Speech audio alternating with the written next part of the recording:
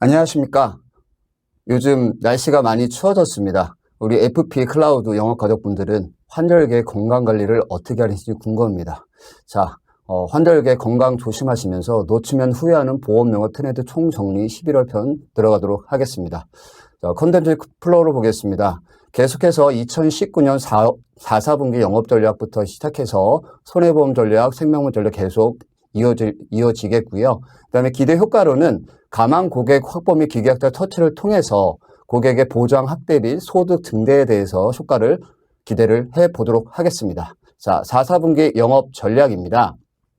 먼저 10월달 리뷰입니다. 10월달에는 손해보험에서 3대 질환 통계자를 통해서 성별 발병률과 그 다음에 치료비에 대해서 알아봤었고요. 그다음에 생명보험은 종신보험 쪽에서 최저 해지 환급 보증형과 확정금리형 무해지 환급형 간편가입에 대해서 알아보았습니다. 여기서 우리가 집중적으로 보셔야 될 게 암 2대 질환, 그 다음에 성별 발병률이었고요. 그 다음에 종신보험에서는 내년 4월 추가납입 제한이 있기 때문에 최저 해지 환급 보증형을 통해서 추가납입을 극대화하는 그런 전략을 말씀드렸습니다. 자, 4분기 영업전략 손해보험 계속입니다.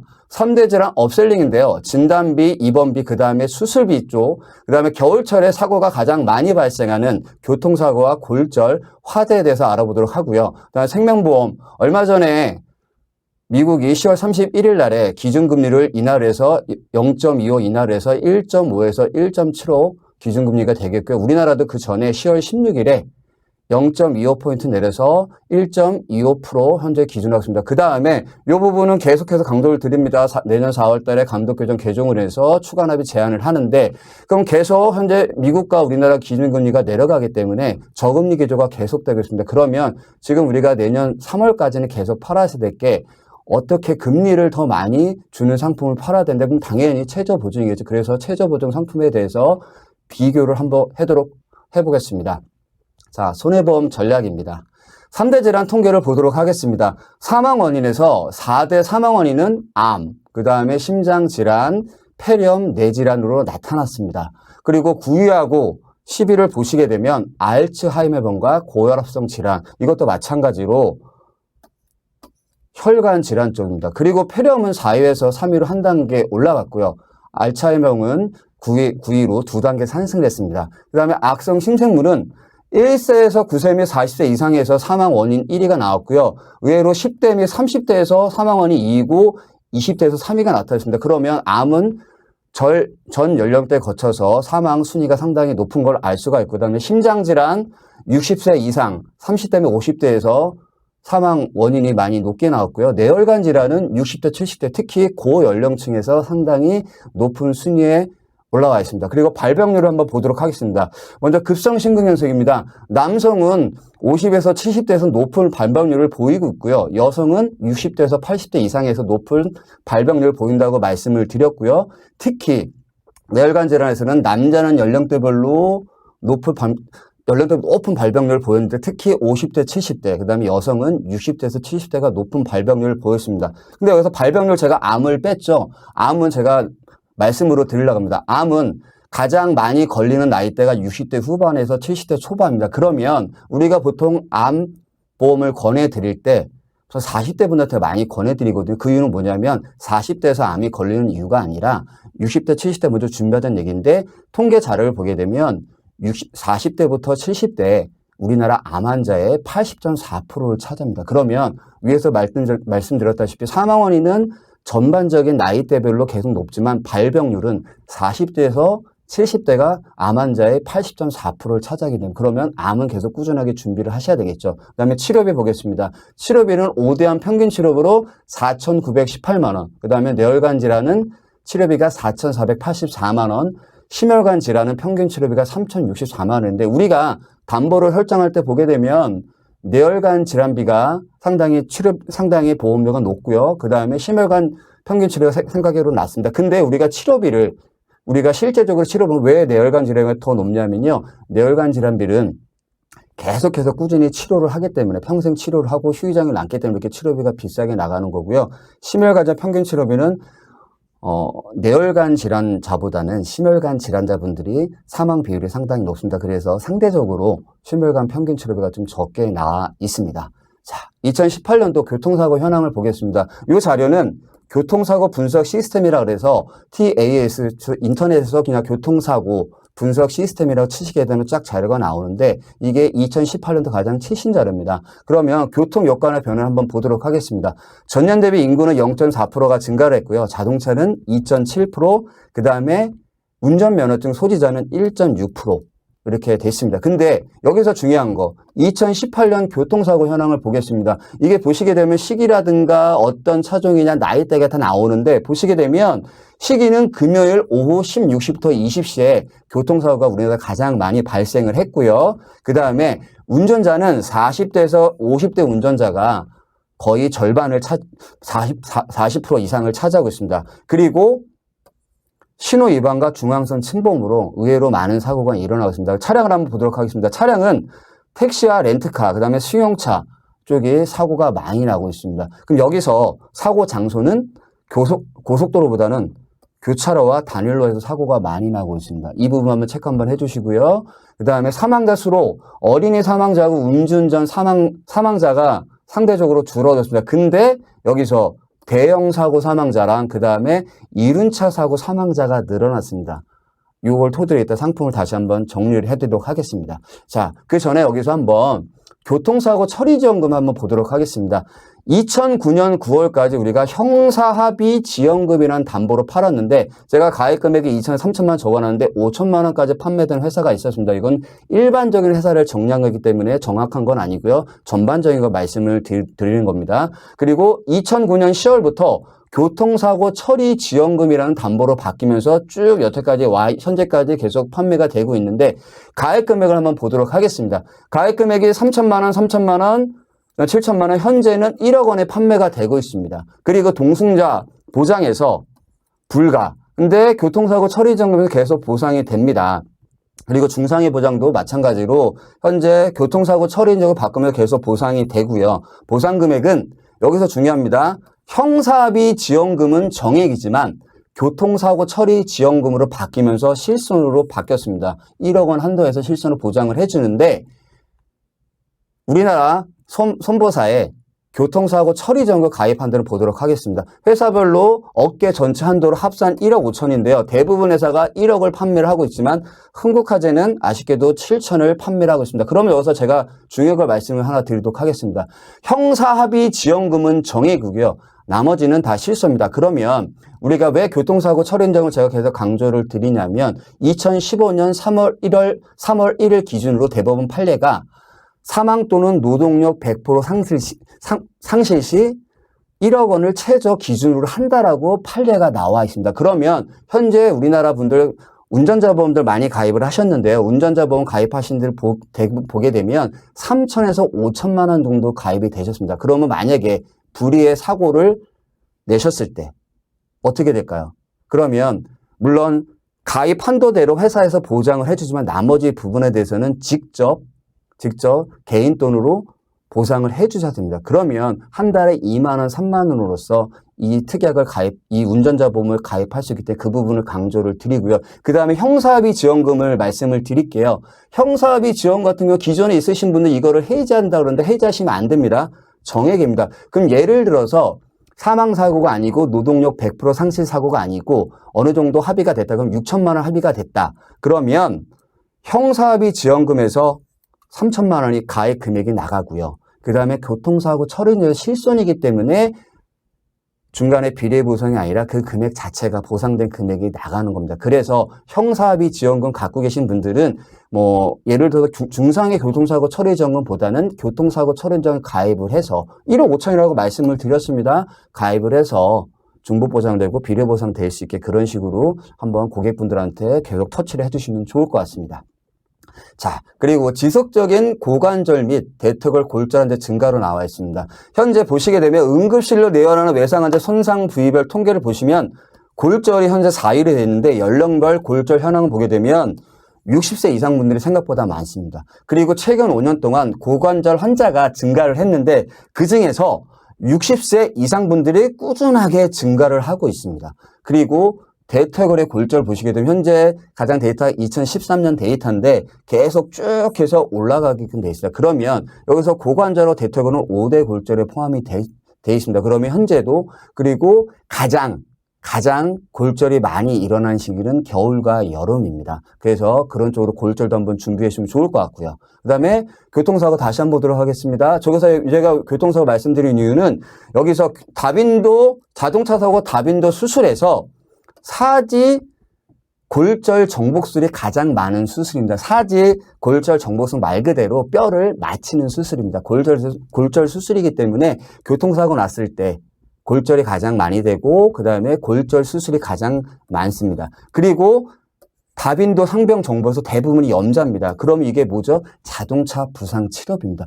요즘은 보험사들이 전에는 동승자가 자동차 부상 치료비에서 1급부터 11급까지만 동승자를 보상을 해주는데 지금은 14급까지 계속 전부 다 보상을 해주는 회사들이 일부 나와 있습니다. 그렇기 때문에 자동차 부상 치료비도 눈여겨보시면 좋을 것 같습니다.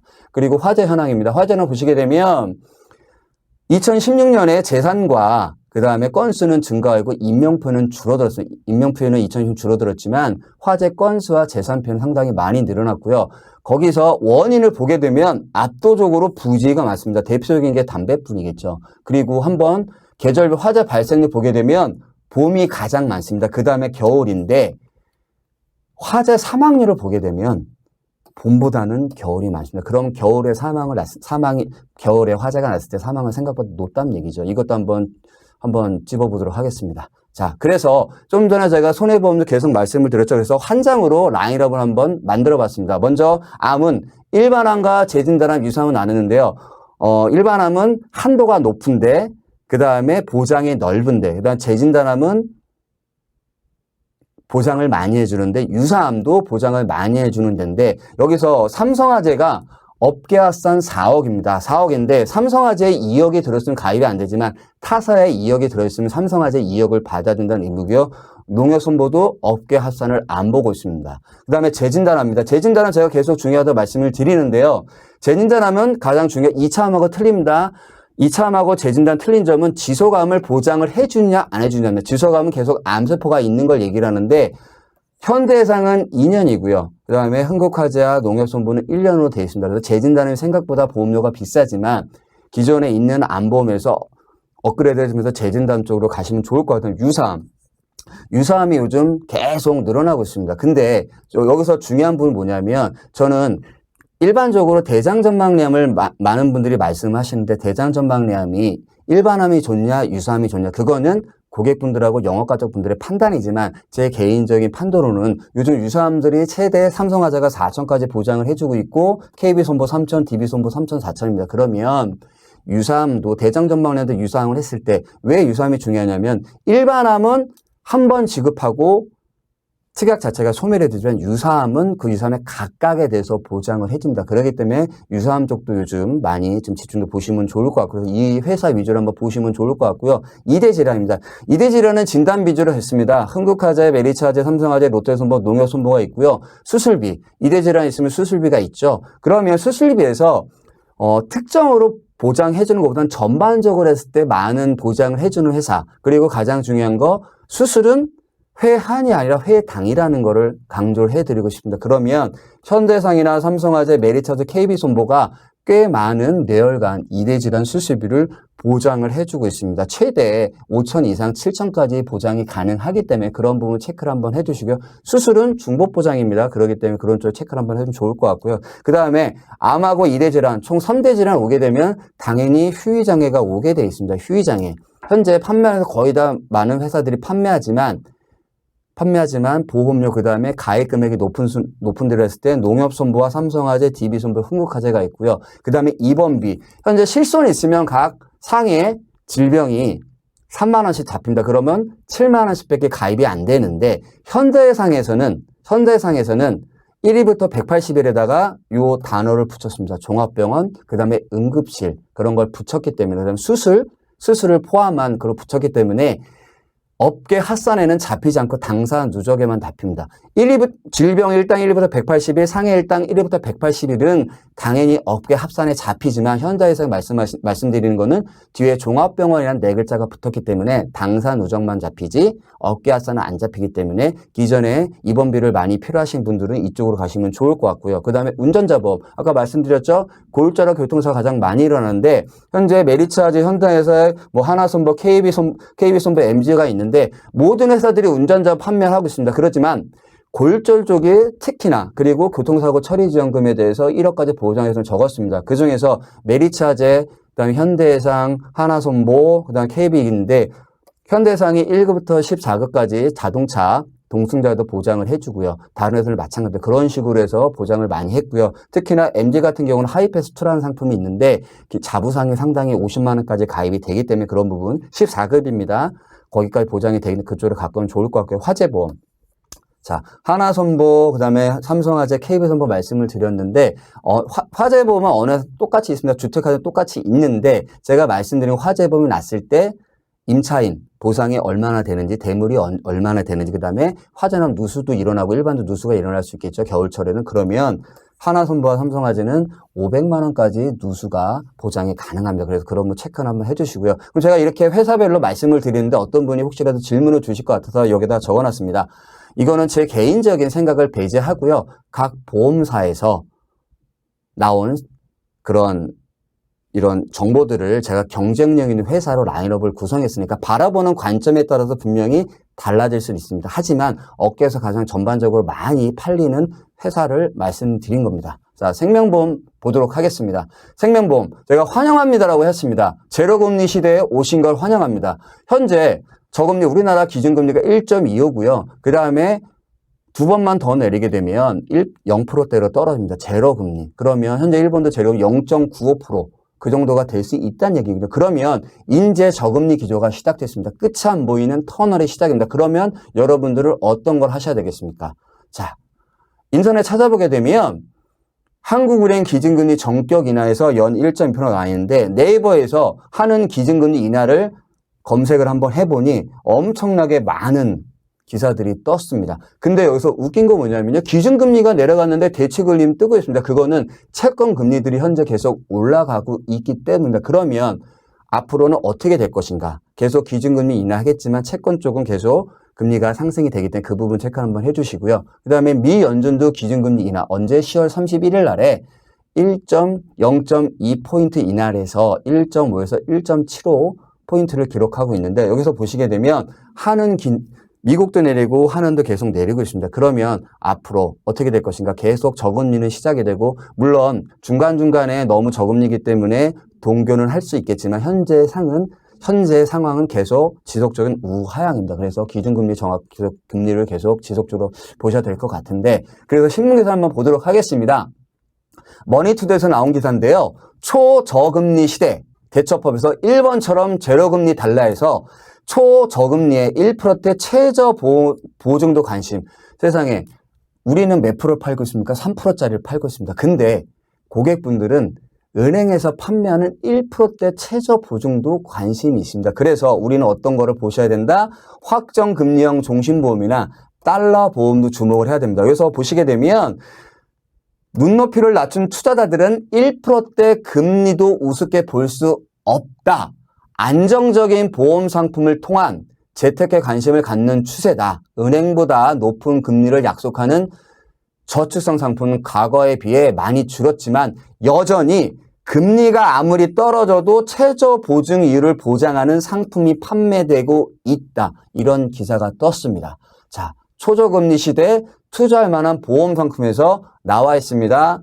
최저 보증 이율 보험, 그 다음에 달러 보험. 최저 보증 이율 말씀드렸고요. 달러 보험 말씀을 드렸습니다. 하는 기준금리 추이 한번 보시도록 하고요. 그래서 초저금리 시대에 믿을 건 종신보험, 종신보험인데 몇 프로? 최저 보증을 3%를 해줍니다. 자, 그럼 여기서 최저보증 상프로 종신보험 비교를 했습니다. 업계에 여러 회사들이 있지만 업계에서 가장 많이 팔린 상품 순을 했습니다. DB생명, 그다음 메트라이프, 동양생명, DG생명인데 메트라이프는 달러 종신입니다. 달러 종신이고요. 그 다음에 DB생명, 동양생명, DGB생명인데 메트라이프 추가납입 보도록 하면 메트라이프는 추가납입이 150%지만 나머지 세 개 회사 DB생명, 동양생명, DGB생명은 200%입니다. 근데 여기서 그러면 내년 4월 달에 추가납입을 감독 개정을 통해서 추가납입을 제한한다 그랬죠. 그러면 우리 영업가족분들께서 한 달에 100만 원짜리를 팔던 거를 50만 원, 33만 원 줄여서 2배 추가납입을 해서 고객 확보를 하는 것도 되게 괜찮은 방법인 것 같고요.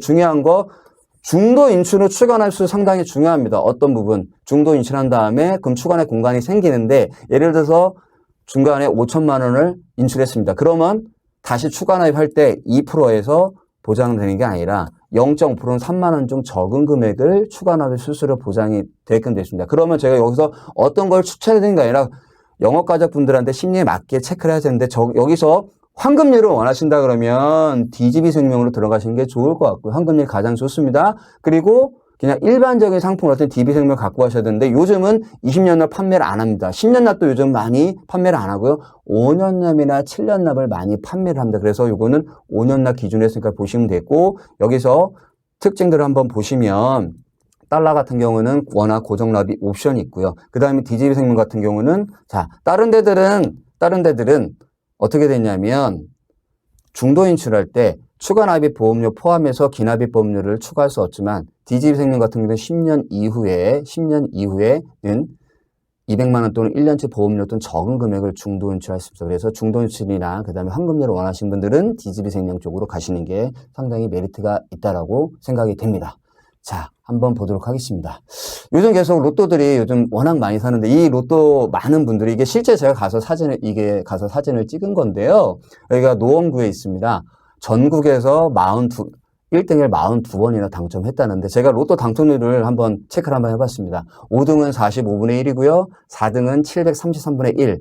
1등을 보겠습니다. 1등은 814만 5060분의 1입니다. 근데 우리는 보험을 판매하는 사람들이지 않습니까? 자, 죽음은 무조건 오는 겁니다. 그 다음에 암의 발병률은 10명 중에 3.6명이 발병을 하고요. 그 다음에 이대 질환은 100명 중에서 3.6명이 발병을 합니다. 자, 그래서 3대 질병에 걸릴 확률은 약 40%고요. 3대 질병으로 사망할 확률은 47%가 나옵니다. 자, 여러분, 복권 1등 당첨된 확률은 814만 5060분의 1입니다. 하지만 암이나 2대 질병에 걸릴 확률은 40%고요. 이 3대 질병으로 사망 확률은 47%입니다. 그러면 여러분들은 로또 복권을 사시겠습니까? 아니면 이 3대 질환 혹은 죽음을 통해서 종신보험을 가입을 해서 내 미래를 보장하는 그런 사람이 되시겠습니까? 여러분들 한번 생각 한번 해보시고요. 로또보다는 우리가 이런 쪽보다는 그래도 무조건 올 수 있는 죽음이나 3대 질환 쪽으로 해서 우리가 11월 달 계속 준비하시면 좋을 것 같고요. 마지막으로 환절기 건강 조심하면서 11월 달 영업도 화이팅 하시기 바랍니다. 감사합니다.